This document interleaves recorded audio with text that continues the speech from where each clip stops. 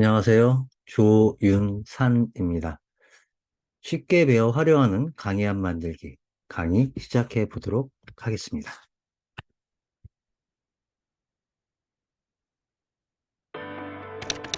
강의는 재밌어야 한다.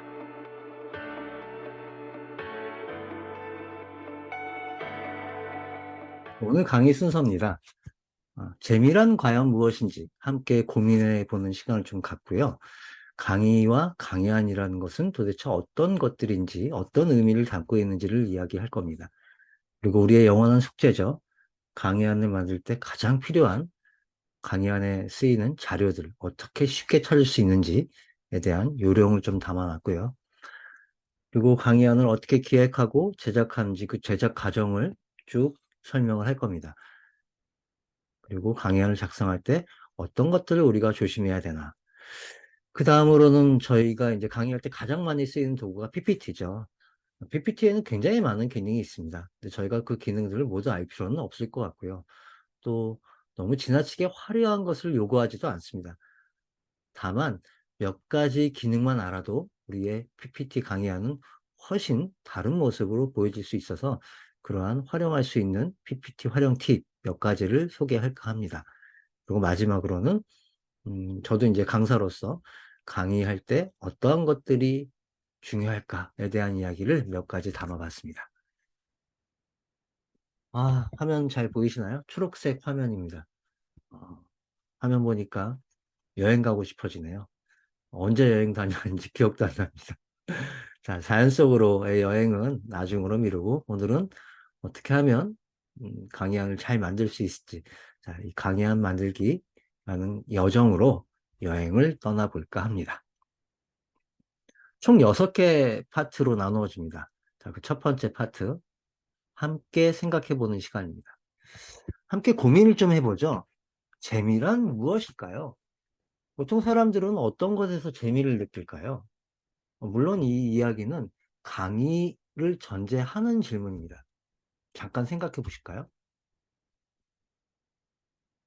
제 경우는 일단 강사가 아주 유머러스한 분들이 계세요.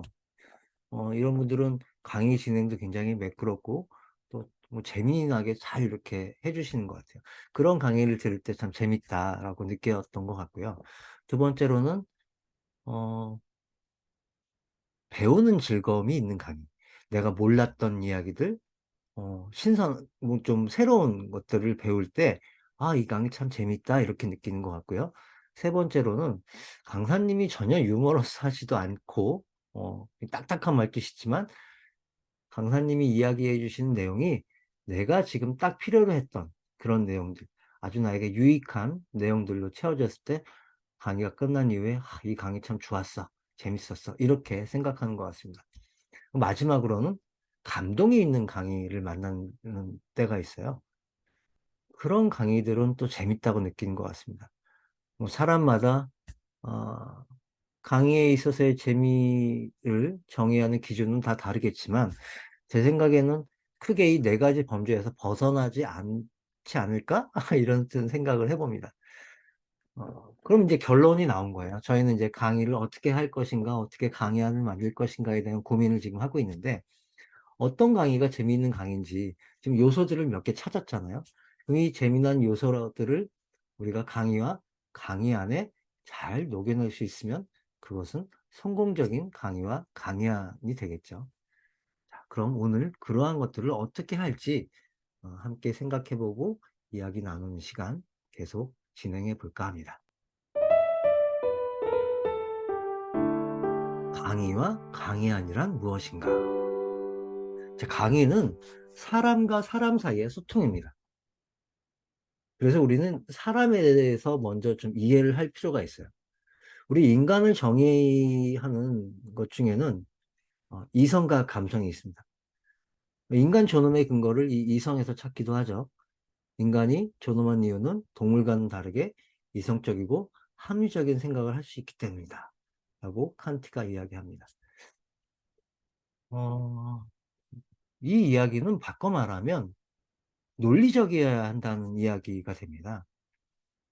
좀 더 쉽게 이야기한다면 누군가 하는 이야기가 말이 되는 이야기를 떠들어야지 내가 들을 가치가 있다고 생각을 하는 거지. 말도 안 되는 이야기를 앞에서 늘어놓고 있는데, 어, 그 이야기가 재밌다고 들어줄 사람은 없다라는 거예요. 또 이해하려고 하지도 않겠죠. 그래서 우리는 이성에 접근하는 법, 이성에 호소할 수 있어야 된다라는 겁니다. 두 번째로는 이 감성인데요. 인간은 분명히 이성적인 동물이다. 이게 맞는데 이것만으로 인간을 정의할 수가 없죠. 인간은 아주 재미난 동물이거든요. 음, 예를 들자면 집, 집을 나가면 분명 고생인데도 불구하고 집을 나가서 굳이 바보 온다를 만나는 평강공주가 있다는 거예요. 이성으로 설명하기 어렵거든요. 이성적으로는. 합리적인 판단도 아니죠. 또 누군가는 자신의 신념을 위해서 목숨을 던지는 사람들도 있고, 어떤 누군가를 위해 희생을 하는 사람들도 있습니다. 경제학에서 이야기하는 인간의 정의는 이기적이다거든요. 모든 인간은 이기적인 동물이다. 여기에서 출발을 합니다. 틀린 말은 아닌 것 같아요. 그런데 인간이 늘 이해타산적으로 움직이느냐? 그렇지 않다라는 거죠. 오히려 측은지심으로 움직이는 사람들이 더 많다라는 이야기예요. 왜? 인간은 감성을 가지고 있기 때문이죠. 마음을 움직이는 일. 그래서 우리는 강의를 통해서 이 인간의 이성과 감성 이 두 가지에 호소할 수 있어야 된다가 첫 번째 포인트입니다. 자, 그 다음에 소통이라고 했죠. 소통의 첫 번째 조건은 경청입니다. 잘 듣는 것. 영어에서 듣다라는 단어가 두 개가 있습니다. 하나는 히어링이라는 단어가 있고 또 하나는 리스닝이라는 단어가 있죠. 히어링이라는 것은 감각적인 이야기입니다. 들리는 것을 의미하고요. 리스닝은 듣는 것입니다. 주의 깊게 듣는 것. 그 사람의 이야기에 주의 깊게 들어서 거기에 내가 의미를 부여하고 어떤 해석을 하는 그런 일련의 과정들이 바로 리스닝이라는 거죠. 이게 바로 경청입니다. 강의장에서 경청이 일어나는 몇 가지의 케이스들이 있죠. 일단 첫 번째로는 청중이 강사의 이야기를 잘 경청하는 것. 이것이 이제 첫 번째 케이스인데요. 물론 청중이 잘 경청할 수 있도록 만들어주는 것도 강사의 역량이죠. 강의 시작한 지 5분, 10분도 채 안 됐는데 여기저기서 존다. 이러면은 이건 강사의 문제가 있는 겁니다. 오프닝부터 뭔가 잘못됐다라는 거예요. 지금 청중들은 강사에게 기대하는 바가 없다라는 것을 온몸으로 이야기해주고 있는 것과 다름이 없습니다. 경청이 일어나는 순간은 청중들한테만 해당되지 않죠. 우리 강사들도 경청하는 순간들이 생깁니다. 첫 번째, 강사가 질문을 던졌을 때 누군가는 답을 하겠죠. 그 답을 잘 주의 깊게 들을 수 있어야 된다. 내가 당신의 이야기를 잘 듣고 있다라는 확신을 질문자에게 심어줄 수 있어야 됩니다. 답변자에게요. 자, 두 번째로는 강의장에서 이제 청중이 또 강사에게 질문을 하는 경우가 있겠죠. 그 질문의 경우도 우리는 잘 경청할 수 있어야 됩니다. 그 질문의 의도를 제대로 파악하는 게 굉장히 중요해요. 그래서 재차 질문하는 게 굉장히 중요하죠. 이런 거죠. 질문자는 A라는 의도를 가지고 질문을 던졌는데 강사가 그것을 B라는 의도로 해석을 해버리면은 결국은 오답을 이야기할 수밖에 없습니다. 그 순간 강사의 신뢰도는 바닥으로 떨어지죠. 아, 저 사람 내 얘기 잘 안 듣고 있네? 이렇게 되어버리거든요. 그래서 질문을 받았을 경우에는 그것을 주의 깊게 들었다가 아, 지금 질문하신 내용이 이러이러한 내용 맞나요? 라고 다시 한번 확인시켜주는 과정이 굉장히 중요하다라고 생각을 합니다. 반드시 필요한 일이에요. 자, 경청이 일어나는 순간 또 있습니다.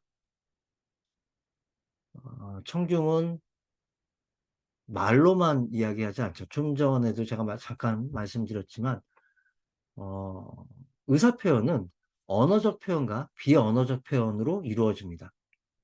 말로만 의사표현을 하는 것이 아니라 청중은 온몸으로 이야기를 하고 있다. 이런 거죠. 앞에서 이야기가 재미있고 유익하면은 한마디라도 더 들으려고 눈도 초롱초롱해지고 몸도 나도 모르게 자세가 앞으로 이렇게 강사 쪽으로 이렇게 쏠립니다.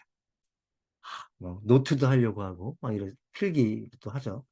그런데 강의가 재미없다든가 지루하다든가 이러면은 온몸으로 이야기해요. 표정부터가 안 좋죠. 또 몸의 자세도 뒤로 이렇게 쓱 기대게 되고 뭐 다리를 꼰다거나 뭐 턱을 받친다거나 또는 심지어는 뭐 팔짱을 끼면서 그래 한번 해봐 막 이런 아니면 뭐 졸음을 잘 수도 있겠죠. 그래서 우리는 청중은 계속 이야기하고 있다라는 거예요. 이 몸짓 언어로. 그래서 강사는 강의하는 동안에 이 청중들의 비언어적인 표현 이것을 잘 주의 깊게 관찰할 필요가 있습니다.